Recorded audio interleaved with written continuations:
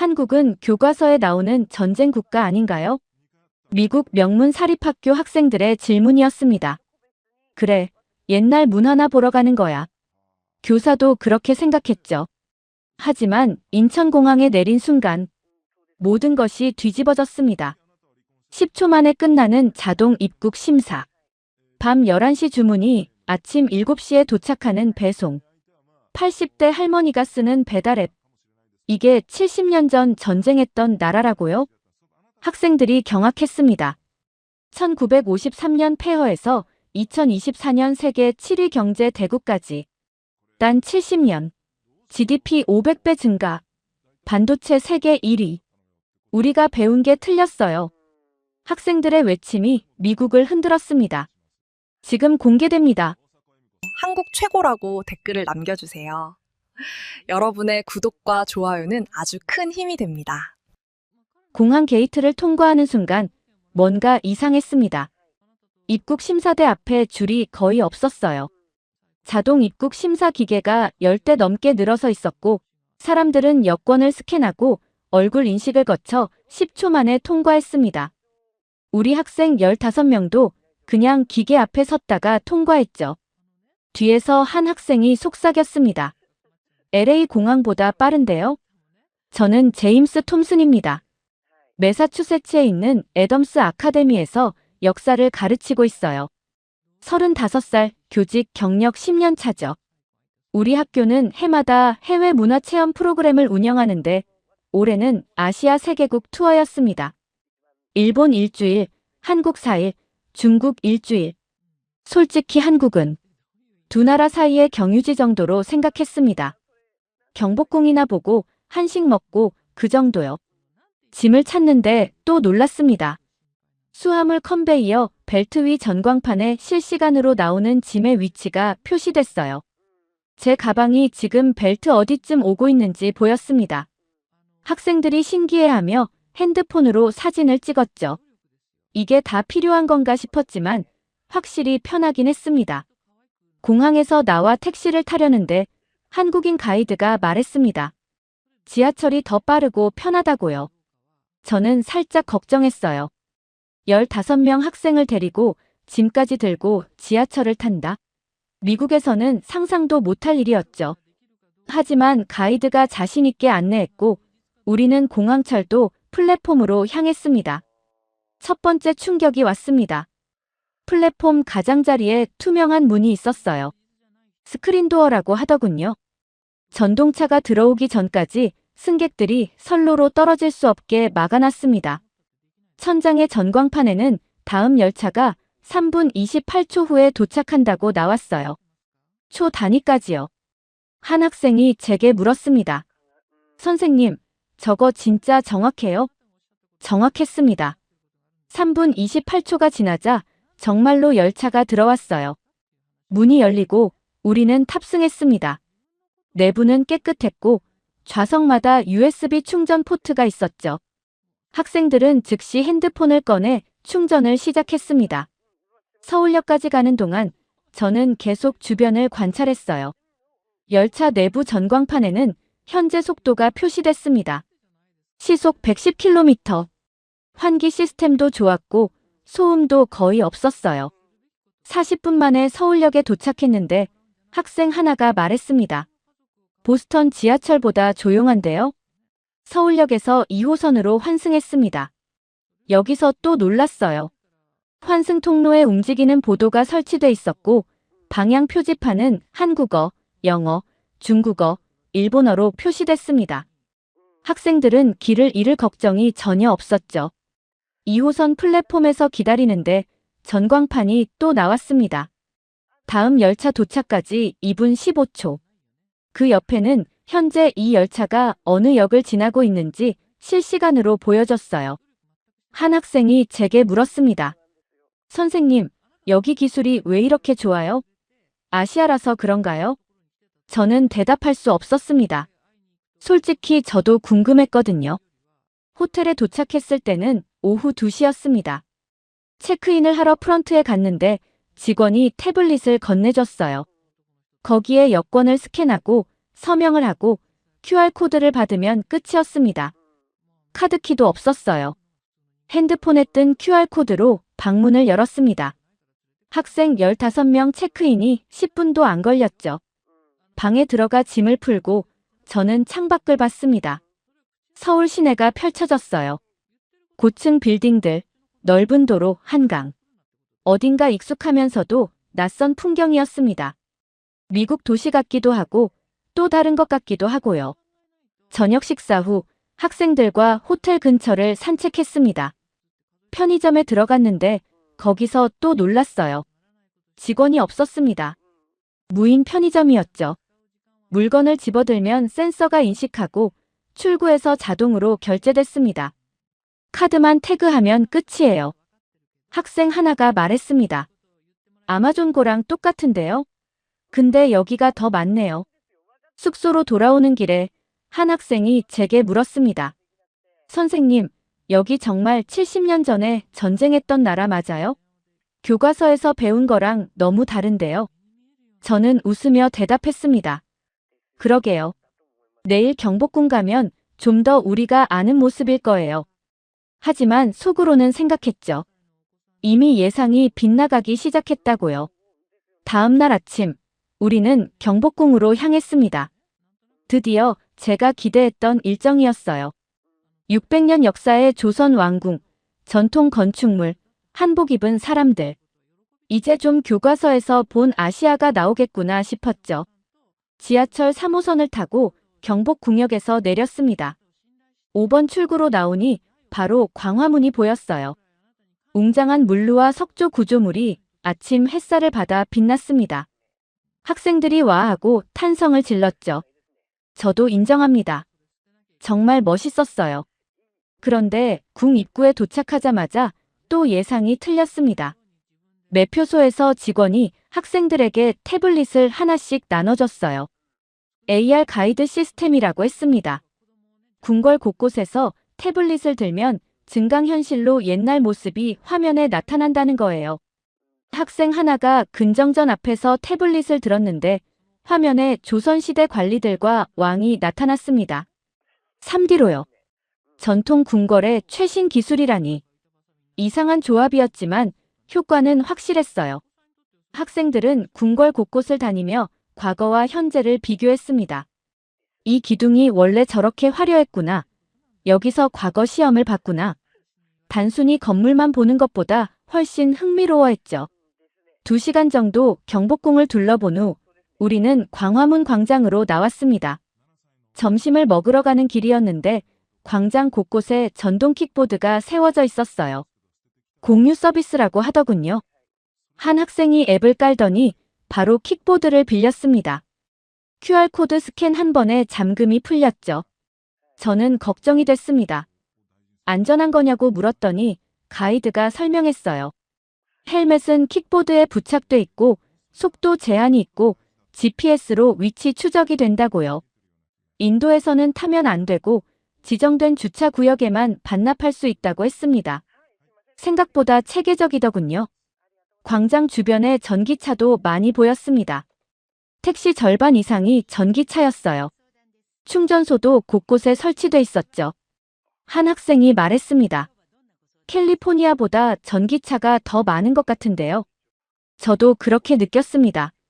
점심은 인사동 근처 전통시장에서 먹기로 했습니다. 가이드가 추천한 곳이었어요. 통인시장이라고, 오래된 재래시장이라고 했죠. 저는 기대했습니다. 드디어 옛날 방식으로 장사하는 모습을 볼 수 있겠구나. 시장에 들어서자 활기찬 분위기가 느껴졌습니다. 좁은 골목길 양옆으로 가게들이 빼곡했어요. 떡볶이, 튀김, 김밥, 순대. 냄새만으로도 배가 고파졌죠. 학생들은 신기한 듯 두리번거렸습니다. 한 떡볶이 가게에 들어갔습니다. 주인 할머니가 반갑게 맞아주셨어요. 머리가 새하얗고 허리가 약간 굽은 80대쯤 되어 보이는 분이었죠. 우리는 떡볶이를 주문했고 할머니는 능숙하게 재료를 볶기 시작했습니다. 여기까지는 예상대로였어요. 그런데 계산할 때 놀랐습니다. 할머니가 태블릿을 꺼내셨어요. 거기서 금액을 입력하고 QR코드를 보여주셨습니다. 우리는 핸드폰으로 스캔해서 결제했죠. 카드도 받으셨지만 QR 결제가 더 빠르다고 하셨어요. 더 놀라운 건 그 다음이었습니다. 할머니 핸드폰에서 알림음이 울렸어요. 배달 주문이 들어온 거였습니다. 할머니는 배달 앱을 열어서 주문 내용을 확인하시고 떡볶이를 포장하기 시작했습니다. 그 모습을 본 학생 하나가 제게 속삭였습니다. 선생님, 할머니가 우리보다 디지털 더 잘 쓰시는데요? 저도 놀랐습니다. 미국에서 우리 부모님 세대는 스마트폰 쓰는 것도 어려워하시는데 여기 80대 할머니는 배달 앱을 쓰고 계셨어요. 가이드에게 물어봤습니다. 다들 이렇게 쓰냐고요? 가이드가 웃으며 대답했습니다. 한국에서는 보통이라고요. 시장을 나와 다시 지하철을 탔습니다. 명동으로 가는 길이었어요. 차 안에서 한 학생이 물었습니다. 선생님, 어떻게 할머니도 디지털을 쓸 수 있어요? 저는 생각해봤습니다. 아마도 필요해서가 아닐까요? 여기서는 그게 일상이니까요. 명동 거리는 사람들로 붐볐습니다. 쇼핑하는 사람들, 음식 먹는 사람들, 사진 찍는 관광객들. 활기가 넘쳤어요. 우리는 화장품 가게 몇 곳을 들렀고 학생들은 선물을 샀습니다. 계산은 모두 카드나 핸드폰으로 했죠. 현금 쓰는 사람은 거의 못 봤습니다. 저녁을 먹고 숙소로 돌아가는 길에 24시간 편의점에 들렀습니다. 어제 본 무인 편의점이었어요. 학생들이 음료수와 과자를 골랐고 저는 커피를 집었습니다. 출구에서 카드를 태그하자 자동으로 계산이 됐어요. 영수증은 문자로 왔습니다. 밤 11시가 넘었는데도 거리에 사람들이 많았습니다.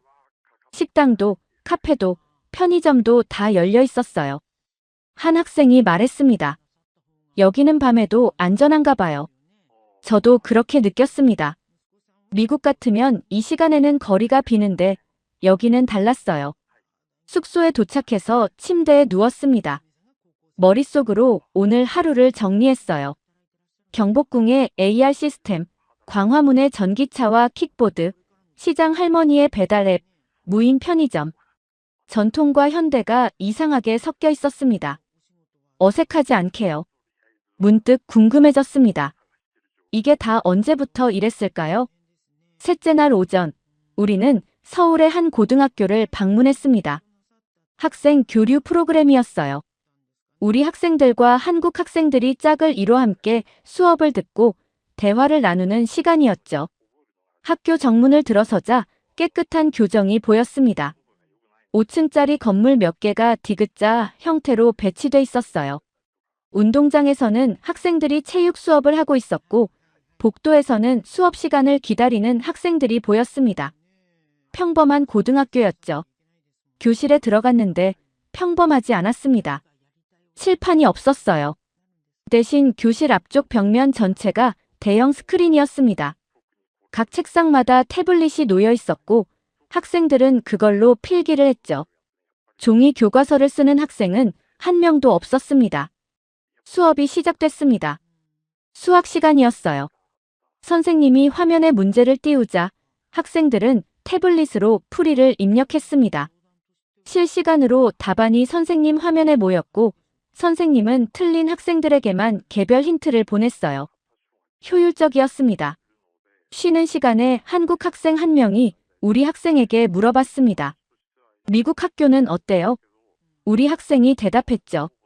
칠판 쓰고 노트에 필기하고 그냥 보통이에요. 한국 학생이 놀란 표정을 지었습니다. 아직도 칠판 써요? 점심시간이 됐습니다. 급식실로 내려갔는데 여기서도 놀랐어요. 식판을 들고 줄을 서는 게 아니었습니다. 테이블에 앉으면 메뉴가 나왔어요.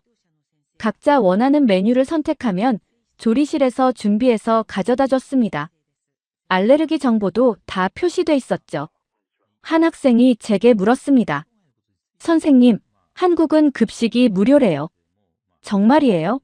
저는 가이드에게 확인했습니다. 맞다고 하더군요. 초중고 급식이 대부분 무상이라고요. 영양사가 직접 관리하고 식재료도 엄격하게 검수한다고 했습니다. 우리 학생 하나가 말했습니다. 우리는 매일 도시락 싸오거나 카페테리아에서 사 먹는데 여기가 더 좋은데요. 저도 동의했습니다.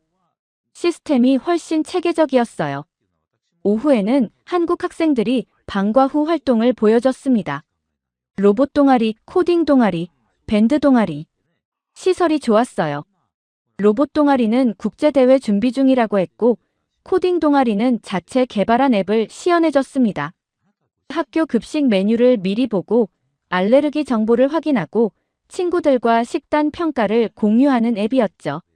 한 학생이 제게 속삭였습니다. 선생님, 우리 학교 컴퓨터실보다 여기가 더 좋은데요. 저도 그렇게 느꼈습니다. 장비도 최신이었고 학생들이 자유롭게 쓸 수 있었어요. 학교 방문을 마치고 우리는 숙소로 돌아왔습니다. 저녁 7시쯤이었어요. 학생들은 피곤했지만 흥분해 있었습니다. 오늘 본 것들에 대해 계속 이야기했죠. 저는 방에 들어가 샤워를 하고 필요한 물건이 생각났습니다. 칫솔이 떨어졌거든요. 핸드폰으로 쿠팡이라는 앱을 열었어요. 가이드가 추천한 배송 앱이었습니다. 칫솔을 검색하고 주문했죠. 밤 11시였습니다. 주문 확인 화면에 이상한 문구가 떴습니다. 로켓 배송, 내일 오전 7시 도착 예정. 저는 처음엔 믿지 않았어요. 밤 11시에 주문한 걸 다음날 아침 7시에 준다고? 말이 안 되잖아요. 다음날 아침, 알람보다 초인종이 먼저 울렸습니다. 7시 5분이었어요. 문을 열자 배송 기사님이 서 있었습니다. 주문하신 물건이요. 정말로 왔더군요. 밤 11시 주문, 아침 7시 배송. 8시간 만에요. 아침 식사 자리에서 학생들에게 이 이야기를 했습니다. 한 학생이 대답했죠. 선생님, 저도 어젯밤에 과자 주문했는데 아침에 왔어요. 다른 학생도 말했습니다. 저는 책 주문했는데 진짜 신기해요. 한 학생이 물었습니다. 선생님, 미국은 왜 이런 거 없어요? 아마존 프라임도 이틀 걸리잖아요. 저는 대답할 수 없었습니다. 솔직히 저도 궁금했거든요. 어떻게 이게 가능한 건지요? 가이드에게 물어봤습니다. 어떻게 이렇게 빨리 배송이 되냐고요? 가이드가 설명했어요. 물류센터가 전국에 분산돼 있고 밤새 분류 작업을 하고 새벽에 배송이 시작된다고요. 시스템이 자동화돼 있어서 가능하다고 했습니다. 또 한 학생이 물었습니다. 배송비는요? 가이드가 대답했죠. 월 회원권 내면 무료예요. 한 달에 5,000원 정도요. 학생들이 계산기를 두드렸습니다. 4달러 50센트. 그게 말이 돼요? 저는 점점 혼란스러워졌습니다. 디지털 교실, 무상급식, 8시간 배송. 이게 다 어떻게 된 거죠? 우리가 선진국 아니었나요? 오전 일정은 국립중앙박물관이었습니다. 역사교사인 저로서는 기대되는 일정이었죠. 박물관에 도착해 전시실을 둘러봤는데 여기서도 태블릿 가이드가 나왔습니다. AR로 유물을 3D로 볼 수 있었어요. 신라 금관을 360도로 돌려가며 볼 수 있었죠. 한 학생이 말했습니다. 선생님, 여기는 뭐 하나 옛날 방식이 없네요. 전부 디지털이에요. 저도 느꼈습니다. 전통을 보여주면서도 현대 기술을 자연스럽게 섞어놨더군요. 점심을 먹으며 학생들과 이야기했습니다. 한 학생이 말했어요. 선생님, 우리가 생각했던 한국이 아닌 것 같아요. 더 발전했어요. 다른 학생이 덧붙였습니다. 어떤 면에서는 미국보다 앞선 것 같아요. 저는 고개를 끄덕였습니다. 인정하기 싫었지만 사실이었어요. 적어도 우리가 본 것들은 그랬습니다. 오후에 가이드와 상의했습니다. 일정을 조금 바꿀 수 있냐고요. 판교라는 곳에 가보고 싶다고 했습니다. 가이드가 물었죠. 테크노밸리요? 왜요? 저는 대답했습니다. 이 모든 게 어디서 나오는지 보고 싶어요. 가이드가 웃으며 말했습니다. 좋은 선택이에요. 내일 가시죠. 그날 밤 저는 노트북을 열고 한국에 대해 검색했습니다. GDP, 기술력, 인프라. 숫자들이 나왔어요. 세계 10위권 경제, 반도체 1위, 오지 세계 최초 상용화. 저는 생각했습니다. 우리가 뒤처진 건가요? 다음 날 오전, 우리는 판교로 향했습니다. 서울 남쪽에 위치한 신도시였어요. 지하철 신분당선을 타고 40분쯤 가니 판교역이 나왔습니다. 역에서 나오자 다른 풍경이 펼쳐졌죠. 유리로 된 고층 건물들이 즐비했습니다. 깨끗한 거리, 넓은 보도, 정돈된 가로수. 어딘가 익숙한 느낌이었어요. 실리콘밸리와 비슷했습니다. 아니, 어쩌면 더 계획적으로 보였죠. 가이드가 설명했습니다. 여기가 판교 테크노밸리예요. 한국의 IT 기업들이 모여 있는 곳이죠.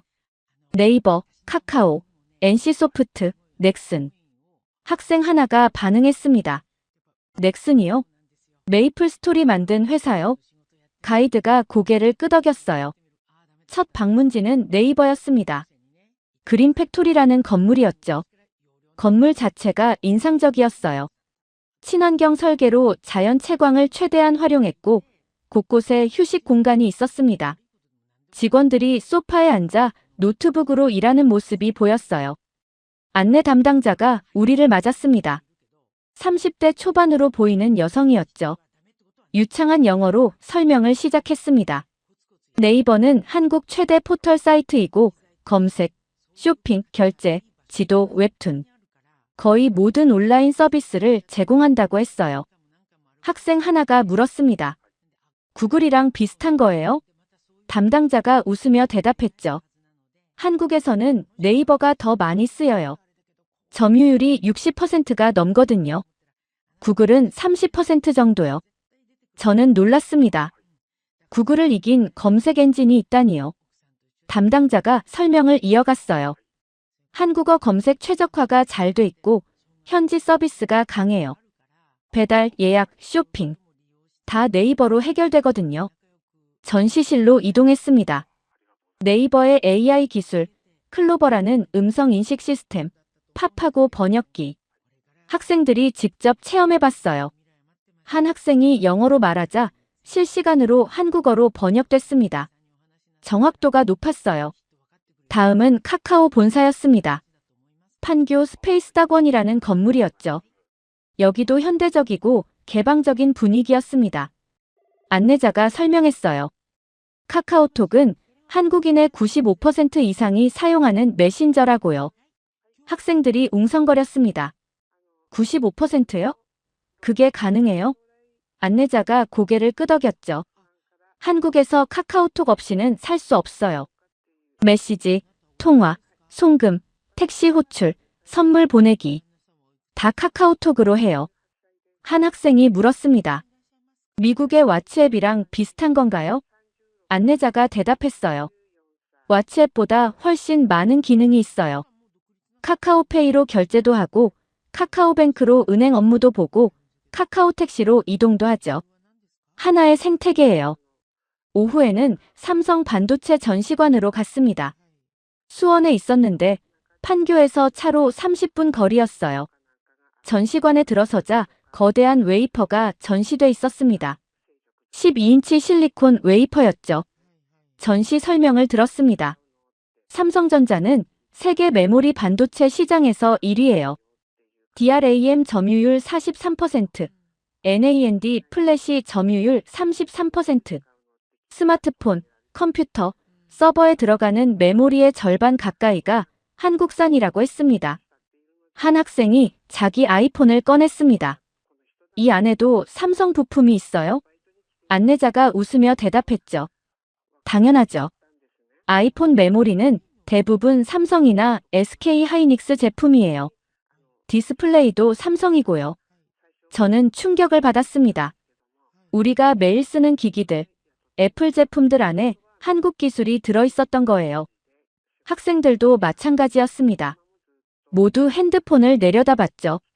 전시관 한쪽에는 미래 기술 코너가 있었습니다. 3나노 공정, GAA 트랜지스터, HBM 메모리. 기술 용어들이 나열됐어요. 안내자가 설명했습니다. 한국은 반도체 미세 공정에서 세계 최고 수준이에요. 3나노는 삼성과 대만 TSMC만 가능하고 미국도 아직 못 만들어요. 한 학생이 속삭였습니다. 선생님, 인텔은요? 저는 대답했어요. 인텔은 7나노도 아직이에요.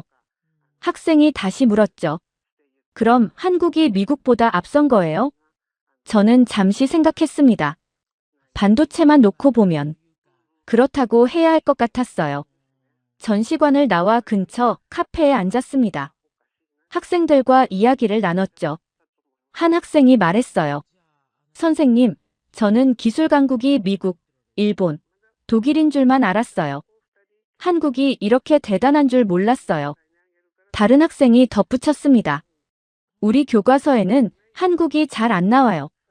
주로 한국 전쟁이나 남북 분단 정도만요. 저는 고개를 끄덕였습니다. 맞아요. 저도 그렇게 가르쳤어요. 한 학생이 물었습니다. 선생님, 우리가 배운 게 틀린 건가요? 저는 잠시 고민했어요. 그리고 대답했습니다. 틀렸다기보다는 불완전했던 것 같아요. 우리가 아는 세계 지도에 한국이 제대로 표시되지 않았던 거죠. 저녁 무렵 판교의 한 스타트업 카페에 들렀습니다.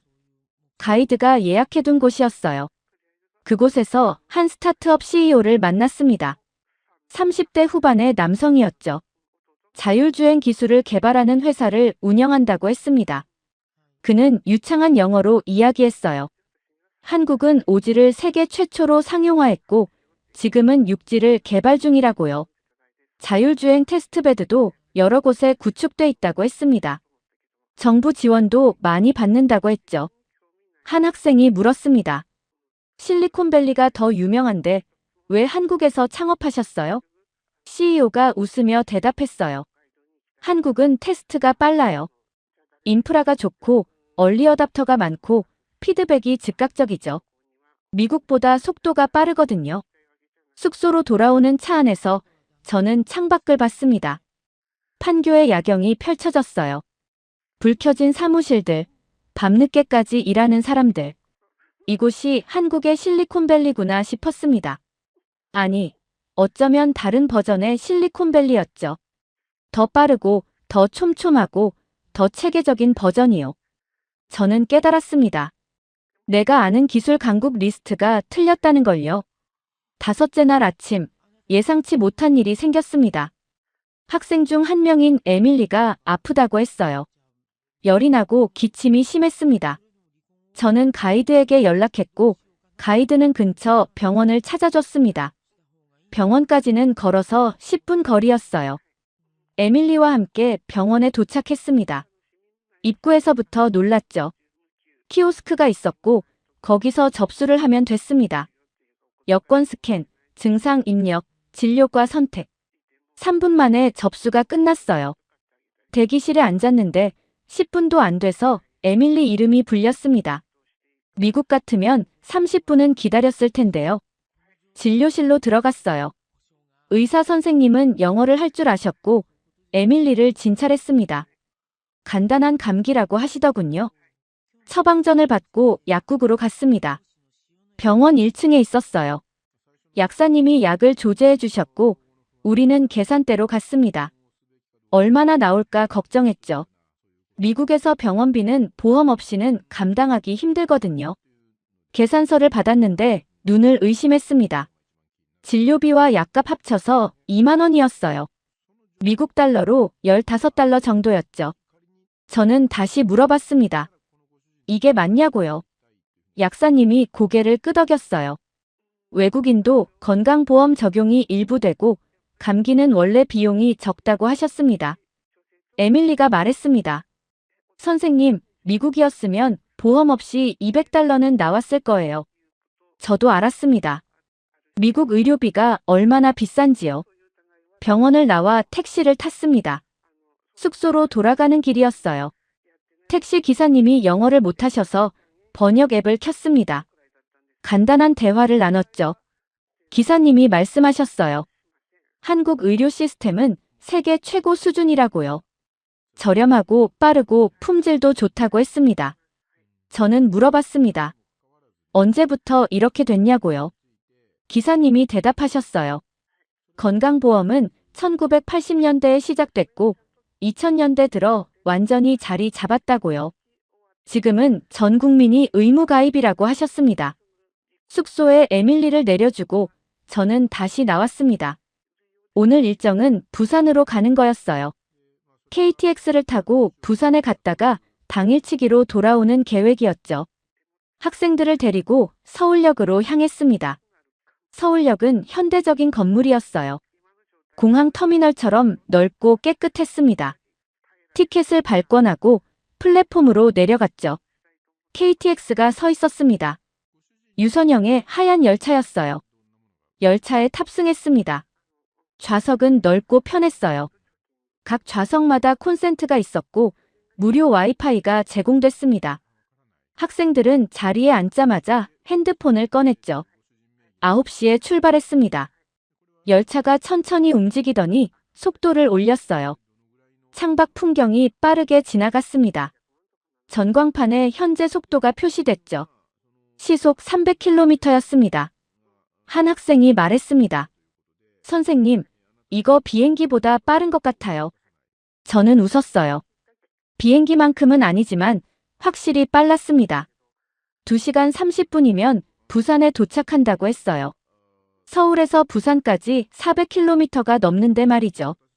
차창 밖으로 한국의 풍경이 펼쳐졌습니다. 터널을 지나고 다리를 건너고 도시를 스쳐 지났어요. 대전, 대구를 거쳐 부산으로 향했죠. 학생들은 신기해했습니다. 이렇게 빠른 기차를 타본 적이 없다고요. 정확히 11시 30분에 부산역에 도착했습니다. 2시간 30분 만이었어요. 미국 같으면 비행기를 타거나 차로 6시간은 달려야 할 거리였죠. 부산에서 점심을 먹고 해운대 해변을 구경했습니다. 학생들은 바다를 보며 즐거워했어요. 오후 4시에 다시 KTX를 타고 서울로 돌아왔습니다. 저녁 7시에 숙소에 도착했죠. 왕복 800km를 하루에 다녀온 겁니다. 저녁을 먹고 명동 거리를 산책했습니다. 밤 10시가 넘었는데도 거리는 붐볐어요. 식당, 카페, 상점들이 다 열려 있었죠. 사람들도 많았고 분위기도 활기찼습니다. 한 학생이 말했습니다. 선생님, 여기는 밤에도 무섭지 않아요. 저도 느꼈습니다. 미국 도시의 밤거리와는 달랐어요. 안전하다는 느낌이 들었죠. 가이드에게 물어봤습니다. 밤에 이렇게 안전한 이유가 뭐냐고요. 가이드가 설명했어요. CCTV가 많고 경찰 순찰도 자주 돌고 범죄율 자체가 낮다고요.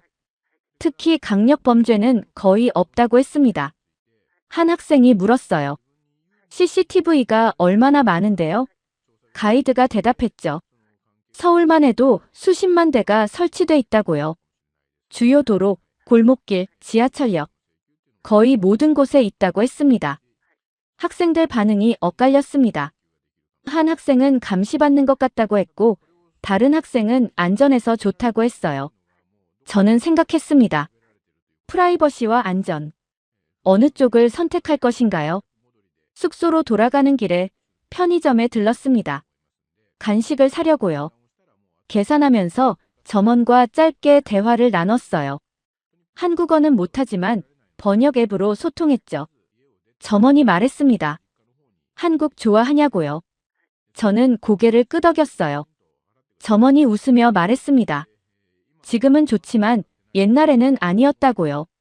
1960년대만 해도 가난했다고 했죠. 저는 놀라서 물었습니다. 정말이냐고요. 점원이 고개를 끄덕였어요. 자기 할아버지 세대는 굶주렸다고 했습니다. 지금 이 모든 것들, 병원, 지하철, KTX, 편의점, 다 60년 만에 생긴 거라고 했죠. 숙소방으로 돌아와 침대에 누웠습니다. 머릿속으로 계산을 시작했어요. 1960년대부터 지금까지 60년이 조금 넘었죠. 그 짧은 시간에 전쟁 폐허에서 이만큼 발전했다고요? 저는 노트북을 켰습니다. 한국 현대사를 검색했어요.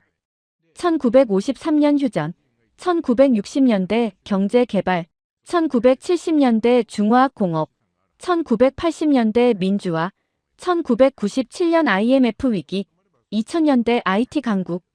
숨가쁜 역사였습니다. 잠들기 전 한 가지 의문이 들었어요. 도대체 어떻게 이게 가능했을까요? 여섯째 날, 우리는 인천 송도로 향했습니다. 송도 국제도시라고 불리는 곳이었어요. 서울에서 지하철로 1시간 거리였죠. 가이드가 설명했습니다. 여기는 2000년대 초반부터 계획적으로 만들어진 스마트 시티라고요. 센트럴파크역에서 내렸습니다. 역사를 나서자 정돈된 도시가 펼쳐졌어요. 넓은 도로, 현대적인 건물들, 중앙에 큰 공원. 마치 설계도를 보는 것 같았습니다. 실제로 설계된 도시였죠. 센트럴파크로 걸어갔습니다. 공원 중앙에 인공수로가 있었고 물이 깨끗하게 흐르고 있었어요. 가이드가 말했습니다. 이 물은 해수를 끌어와서 정화한 거라고요. 수질 관리가 자동으로 된다고 했죠. 공원 곳곳에 쓰레기통이 없었습니다. 학생 하나가 물었어요. 쓰레기는 어디에 버려요? 가이드가 건물 한쪽을 가리켰습니다. 저기 투입구가 있다고요. 우리는 그곳으로 갔어요. 벽면에 작은 문이 있었습니다. 문을 열자 원통형 통로가 보였어요. 가이드가 설명했죠. 쓰레기를 여기 넣으면 지하 파이프를 통해 자동으로 수거된다고요. 진공 시스템이라고 했습니다. 한 학생이 물었습니다. 진공? 우주선에서나 보던 건데요. 가이드가 웃었어요. 송도는 처음부터 그렇게 설계됐다고요. 쓰레기 수거차가 필요 없다고 했습니다. 다음은 스마트 가로등을 봤습니다. 겉보기엔 평범한 가로등이었어요. 하지만 가이드가 설명하니 달랐죠. 이 가로등은 IoT로 연결돼 있고 사람이 없으면 밝기를 줄인다고 했습니다. 에너지 절약을 위해서요. 그뿐만이 아니었어요. 가로등에 CCTV, 와이파이, 대기질 센서, 비상벨이 다 들어있다고 했습니다. 하나의 가로등이 5가지 기능을 한다는 거죠. 학생들이 신기해했어요. 건물들도 특이했습니다. 외벽에 센서가 부착돼 있었고 실내 온도와 공기질이 자동으로 조절된다고 했어요. 에너지 사용량도 실시간으로 모니터링 된다고 했죠. 한 학생이 말했습니다. 이거 완전 미래 영화 같은데요. 저도 동감했어요. 영화에서나 보던 스마트 시티가 실제로 작동하고 있었습니다. 오후에는 오지 체험관으로 갔습니다. 삼성전자가 운영하는 곳이었어요. 입구에서 안내자가 맞았고 우리는 전시실로 들어갔습니다. 첫 체험은 자율주행이었어요. 시뮬레이터에 앉았습니다. 화면에 도로가 나타났고 차가 스스로 움직였어요. 핸들을 잡을 필요가 없었죠. 오지 네트워크로 실시간 도로 정보를 받아서 주행한다고 했습니다. 한 학생이 물었어요. 이거 진짜 도로에서도 돼요? 안내자가 대답했죠. 아직 시범 단계지만 일부 지역에서는 테스트 중이라고요. 몇 년 내로 상용화될 거라고 했습니다. 다음은 원격 의료였습니다. 화면에 의사가 나타났고 환자 역할을 하는 사람과 대화했어요. 카메라로 환자 상태를 보고 실시간으로 진단했습니다. 지연이 거의 없었어요. 안내자가 설명했습니다. 오지는 속도가 빠를 뿐 아니라 지연 시간이 짧다고요. 그래서 원격 수술도 가능하다고 했죠. 서울에 있는 의사가 부산에 있는 환자를 수술할 수 있다고 했습니다. 학생들이 웅성거렸어요. 진짜 그게 돼요? 안내자가 고개를 끄덕였죠. 이미 실험은 성공했고 상용화를 준비 중이라고 했습니다. VR 체험도 해봤습니다. 헤드셋을 쓰자 가상 공간이 펼쳐졌어요. 서울 시내였습니다. 걸어다니고 건물에 들어가고 물건을 살 수도 있었죠. 오지 네트워크 덕분에 끊김이 없었어요. 한 학생이 말했습니다. 선생님, 이게 지금 현실이라고요? 저는 대답했어요. 여기서는 그런 것 같아요. 체험관을 나와 카페에 앉았습니다. 학생들과 토론을 시작했어요. 오늘 본 것들에 대해서요. 한 학생이 말했습니다. 송도는 미래 도시 같았어요. 다른 학생이 덧붙였죠.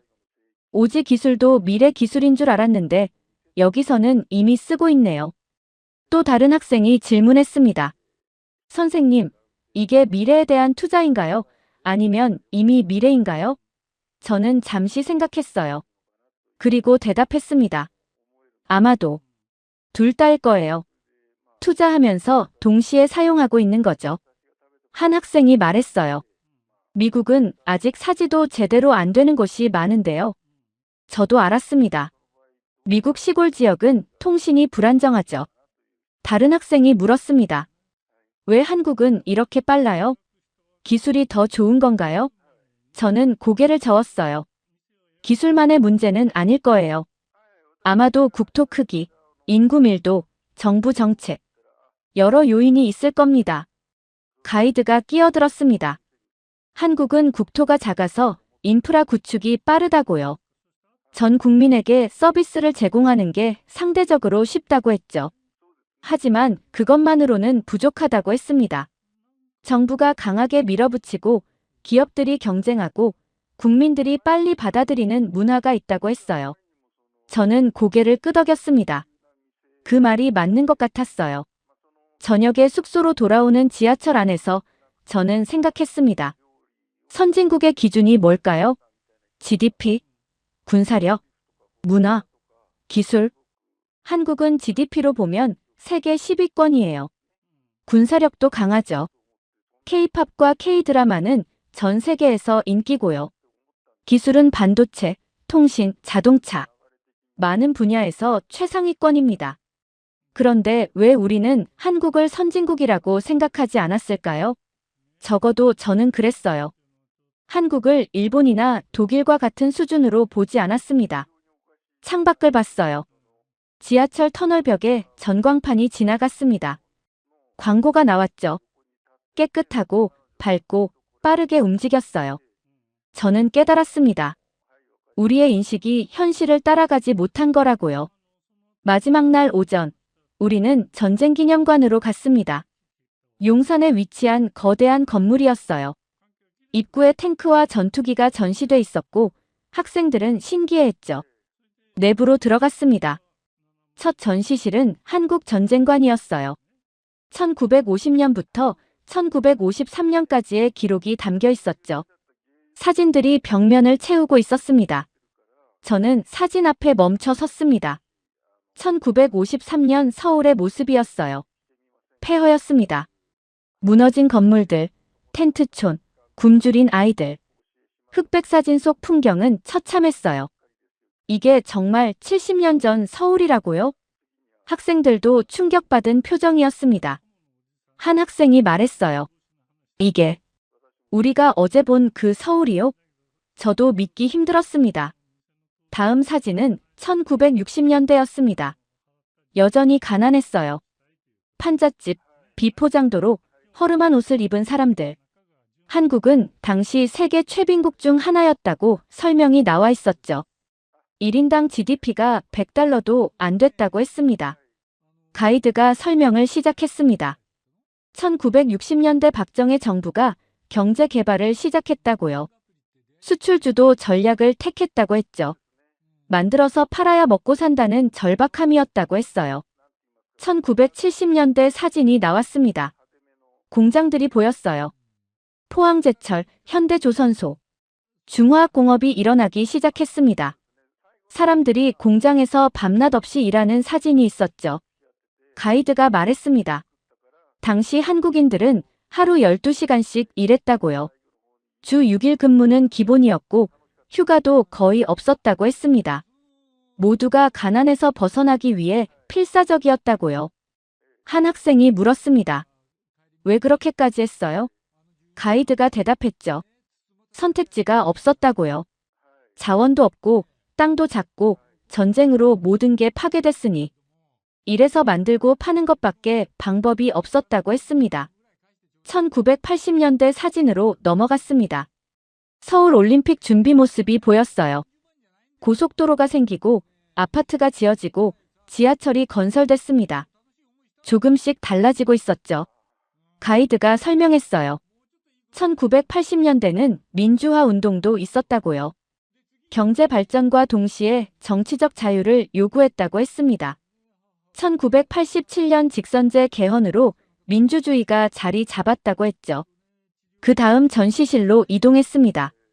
1997년 IMF 외환위기에 관한 내용이었어요. 사진 속에서 사람들이 줄을 서서 금을 내놓고 있었습니다. 가이드가 설명했습니다. 1997년 한국은 파산 직전이었다고요. IMF에 구제금융을 신청했고 국가부도 위기였다고 했죠. 그때 국민들이 자발적으로 금을 모았다고 했습니다. 한 학생이 물었어요. 금을요? 왜요? 가이드가 대답했죠. 나라를 살리기 위해서였다고요. 결혼 반지, 금목걸이, 돌반지. 가지고 있던 금을 다 내놨다고 했습니다. 350만 명이 참여해서 227톤의 금을 모았다고 했어요. 학생들이 놀란 표정을 지었습니다. 다른 학생이 물었어요. 그래서 어떻게 됐어요? 가이드가 미소 지었죠. 3년 만에 위기를 극복했다고요. 2001년에 IMF 차입금을 전액 상환했다고 했습니다. 저는 감탄했습니다. 국민들이 자발적으로 금을 모아서 나라를 살렸다니요. 미국이었다면 가능했을까요? 저는 확신할 수 없었어요. 마지막 전시실은 현재였습니다. 대형 스크린에 서울 야경이 나왔어요. 한강과 고층 빌딩들, 빛나는 불빛들. 1953년 폐허 사진과 대비됐습니다. 화면이 바뀌었습니다. 반도체 공장, KTX, 인천공항, 오지타워. 우리가 지난 며칠간 본 것들이 나왔어요. 그리고 숫자들이 나타났습니다. 1953년 1인당 GDP 67달러, 2024년 1인당 GDP 3만 3천 달러, 1960년 수출액 3,300만 달러, 2023년 수출액 6,320억 달러, 1970년 인구 3,200만 명, 2024년 인구 5,200만 명, 1960년 문맹률 28%, 2024년 대학 진학률 70%. 숫자들이 말해주고 있었습니다. 70년 만에 한국은 완전히 다른 나라가 됐다는 것을요. 전시를 다 보고 나와 야외로 갔습니다. 기념관 옥상에 전망대가 있었어요. 서울 시내가 한눈에 보였죠. 빌딩 숲, 한강, 남산타워. 현대적인 도시 풍경이었습니다. 한 학생이 말했습니다. 선생님, 이런 나라가 실존한다는 게 신기해요. 폐허에서 이렇게까지. 다른 학생이 덧붙였죠. 교과서에 나와야 할 것 같아요. 기적이잖아요. 저는 고개를 끄덕였습니다. 맞아요. 기적이라고 불릴만 했어요. 가이드에게 물었습니다. 어떻게 이게 가능했냐고요? 가이드가 잠시 생각하더니 대답했습니다. 교육이라고요. 가이드가 설명했어요. 한국은 가난할 때도 교육에 투자했다고요. 1950년대에 초등 의무 교육을 시작했고 1960년대엔 중학교, 1970년대엔 고등학교 진학률이 급증했다고 했죠. 부모들은 굶어도 자식은 학교에 보냈다고 했습니다. 또 하나는 위기 대응 능력이라고 했어요. 전쟁, 가난, IMF. 계속 위기가 왔지만 매번 극복했다고요. 포기하지 않았다고 했죠. 한 학생이 물었습니다. 그럼 한국인들은 특별한 건가요? 가이드가 웃으며 고개를 저었어요. 특별하다기보다는 절박했다고요. 살아남아야 했다고 했습니다. 점심을 먹으며 저는 생각했습니다. 발전의 속도가 중요한 게 아니었구나. 의지가 중요했던 거구나. 한국은 빠르게 달렸습니다. 하지만 그 속도를 만든 건 기술이 아니라 사람들이었어요. 더 나은 삶을 원했던 사람들, 자식에게 가난을 물려주지 않으려 했던 사람들, 위기마다 함께 뭉쳤던 사람들. 저는 학생들을 봤습니다. 아이들도 느끼고 있는 것 같았어요. 숫자나 기술이 아닌 사람들의 이야기를요. 오후에 명동으로 돌아왔습니다. 내일이면 떠나야 했죠. 학생들은 마지막 쇼핑을 했고 저는 카페에 앉아 창밖을 봤습니다. 거리를 오가는 사람들을 보며 생각했어요. 저 사람들의 할아버지, 할머니 세대가 폐허 속에서 시작했구나. 그리고 지금 이 도시를 만들었구나. 존경스러웠습니다. 강당이 조용해졌습니다. 3주 전 이야기였어요. 저는 학교 강당 무대에 서 있었고 200명이 넘는 사람들이 앉아 있었죠. 교사들, 학생들, 학부모들, 그리고 교육청 관계자들까지요. 제 뒤 스크린에는 서울 야경 사진이 떠 있었습니다. 발표를 시작했어요. 우리가 한국에서 본 것들을 이야기했죠. 그런데 그 전에 마지막 밤 이야기를 먼저 해야겠네요. 한국에서의 마지막 밤이었습니다. 숙소 로비에서 학생들과 모였어요. 짐은 이미 다 쌌고 내일 아침 일찍 공항으로 가야 했죠. 저는 학생들에게 물었습니다. 이번 여행에서 가장 기억에 남는 게 뭐냐고요. 에밀리가 먼저 말했습니다. 병원이요. 15달러로 진료받은 거요. 미국에서는 상상도 못할 일이에요. 다른 학생이 덧붙였죠. 저는 새벽 배송이요. 밤 11시에 주문한 게 아침 7시에 오다니요. 한 학생은 지하철을 꼽았습니다. 실시간 도착 정보, 스크린도어, 깨끗한 내부. 보스턴 지하철과 비교가 안 된다고 했어요. 또 다른 학생은 무인 편의점, 시장 할머니의 배달앱, 학교의 디지털 교실을 말했죠. 한 학생이 질문했습니다. 선생님, 근데 이게 다 정상인가요? 우리가 이상한 건가요? 저는 잠시 생각했어요. 그리고 대답했습니다. 아마도 둘 다 정상일 거예요. 다른 방식일 뿐이죠. 하지만 속으로는 알고 있었습니다. 효율성, 편리함, 속도. 한국이 앞서 있다는 걸요. 저는 학생들에게 과제를 냈었어요. 한국 여행에 대한 리포트를 쓰라고요. 제목은 자유였습니다. 학생들이 써온 제목을 공유하기 시작했죠. 첫 번째 학생이 말했습니다. 저는 한국 역사책을 다시 쓰게 만든 나라로 했어요. 두 번째 학생은 70년의 기적은 어떻게 가능했나라고 했죠. 세 번째는 전쟁의 폐허에서 반도체 강국까지였어요. 더 나왔습니다. 미국이 배워야 할 것들. 빠름의 미학, 한국은 어떻게 미래가 됐나? 교과서가 틀렸다. 15명 모두 다른 제목을 가져왔습니다. 한 학생이 말했어요. 선생님, 저는 한국이 박물관인 줄 알았어요. 옛날 문화를 보러 가는 거라고요. 근데 아니었어요. 여기는 실험실 같았어요. 미래를 실험하는 곳이요. 그 말이 제 머릿속에 남았습니다. 박물관이 아니라 실험실이라니요. 다른 학생이 덧붙였죠. 일본은 전통을 잘 보존하는 나라예요. 중국은 거대한 나라고요. 그런데 한국은 뭔가 계속 움직이는 느낌이에요. 멈춰있지 않아요. 저도 느꼈습니다. 한국은 정체되지 않았어요. 계속 다음을 준비하고 있었죠. 오지를 쓰면서 육지를 개발하고 KTX를 운영하면서 하이퍼루프를 연구하고 반도체 1위를 지키면서 차세대 기술을 만들고. 학생 하나가 물었습니다. 선생님, 우리는 언제쯤 한국처럼 될 수 있을까요? 저는 웃었어요. 그리고 솔직하게 대답했습니다. 모르겠어요. 하지만 배울 건 분명히 있어요. 그날 밤 늦게까지 학생들과 이야기했습니다. 한국에서 본 것들, 느낀 것들, 배운 것들. 아이들의 눈이 빛났어요. 세상을 보는 시야가 넓어진 표정이었죠. 귀국 후 일주일이 지났습니다. 저는 교장 선생님께 제안했어요. 특별 발표회를 열자고요. 학생들이 경험한 걸 학교 전체와 공유하고 싶다고 했죠. 교장 선생님이 동의했고 2주 후 발표회가 잡혔습니다. 그리고 그날이 왔어요. 강당 무대 위에 선 저는 발표를 시작했습니다. 인천공항의 자동 입국 심사, 지하철의 스크린도어, 전통시장 할머니의 배달앱. 하나씩 보여줬죠.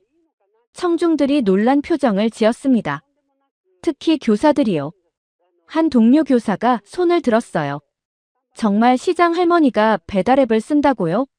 저는 고개를 끄덕였습니다. 직접 봤다고 80대쯤 되는 분이 능숙하게 사용하셨다고 했죠. KTX 이야기를 했을 때 또 반응이 왔습니다. 2시간 30분에 400km요? 교육청 관계자가 물었죠. 저는 대답했어요. 정확히 2시간 30분이었다고, 1분도 안 늦었다고요. 판교 테크노밸리, 삼성 반도체, 송도 스마트시티. 슬라이드가 넘어갈 때마다 청중들의 표정이 바뀌었습니다. 놀라움, 의아함, 그리고 인정. 전쟁기념관 사진을 보여줬을 때 강당이 조용해졌습니다. 1953년 서울 폐허 사진과 2024년 서울 야경을 나란히 띄웠어요. 대비가 극명했죠. 저는 말했습니다. 70년입니다. 이 두 사진 사이는 70년이에요. 한 사람의 생애보다 짧은 시간에 이런 변화가 일어났습니다. 학생들이 무대로 나왔습니다. 각자 리포트 제목과 핵심 내용을 발표했어요. 에밀리는 의료 시스템을, 마이클은 교통 인프라를, 사라는 디지털 교육을 이야기했죠. 마지막으로 제가 마무리를 했습니다. 스크린에 한 문장을 띄웠어요. 한국은 미래 도시가 아니었습니다. 미래를 현재로 만든 도시였습니다. 저는 설명했습니다. 우리는 한국을 과거의 나라로 알고 있었어요. 전쟁, 분단, 가난. 교과서에는 그것만 나오죠. 하지만 현실은 달랐습니다. 한국은 이미 미래를 살고 있었어요. 청중 중 한 분이 손을 들었습니다. 학부모였어요. 그럼 한국이 미국보다 발전했다는 건가요? 저는 신중하게 대답했습니다. 모든 면에서는 아니에요. 하지만 우리가 본 것들, 디지털 인프라, 대중교통, 의료 접근성, 교육 시스템. 적어도 이런 면에서는 배울 점이 많았습니다. 다른 교사가 물었어요. 왜 우리는 한국을 이렇게 몰랐을까요? 저는 솔직하게 말했습니다. 아마도 우리가 보고 싶은 것만 봤기 때문일 겁니다. 우리는 선진국이고 아시아는 우리보다 뒤처져 있다는 선입견이 있었죠. 하지만 세상은 변했어요. 우리의 인식이 따라가지 못했을 뿐입니다. 발표가 끝났습니다. 박수가 나왔고 질문이 쏟아졌어요. 교장 선생님이 무대로 올라왔습니다. 그리고 발표했죠. 내년에는 한국 프로그램을 확대하겠다고, 더 많은 학생이 경험할 수 있게 하겠다고요. 일주일 후 교육청에서 연락이 왔습니다. 주 전체 사회교사 연수에서 발표를 해달라고요. 한국 현대사에 대한 교육 과정을 개선하고 싶다고 했습니다. 저는 그제야 깨달았습니다. 이번 여행이 학생들만 바꾼 게 아니라는 걸요. 저도 바뀌었고 학교도 바뀌고 있었어요. 오늘 아침 수업 시간에 세계사를 가르쳤습니다. 20세기 경제 발전 파트였어요. 저는 새로운 챕터를 추가했습니다. 한강의 기적, 한국의 경제 발전이라고요. 학생들에게 말했습니다. 한국은 박물관이 아니에요. 살아있는 교과서입니다. 과거와 현재와 미래가 공존하는 곳이죠. 그리고 우리는 그곳에서 배울 수 있어요. 빠른 게 항상 좋은 건 아니지만 변화를 두려워하지 않는 태도는 배울 만하다고요. 창밖을 봤습니다. 보스턴의 늦가을이었어요. 나뭇잎이 떨어지고 학생들이 교정을 걷고 있었죠. 평화로운 풍경이었습니다. 하지만 저는 알고 있었어요. 세상 어딘가에서는 누군가가 다음을 준비하고 있다는 것을요. 멈추지 않고 포기하지 않고 계속 나아가고 있다는 것을요. 그게 제가 한국에서 배운 가장 큰 교훈이었습니다.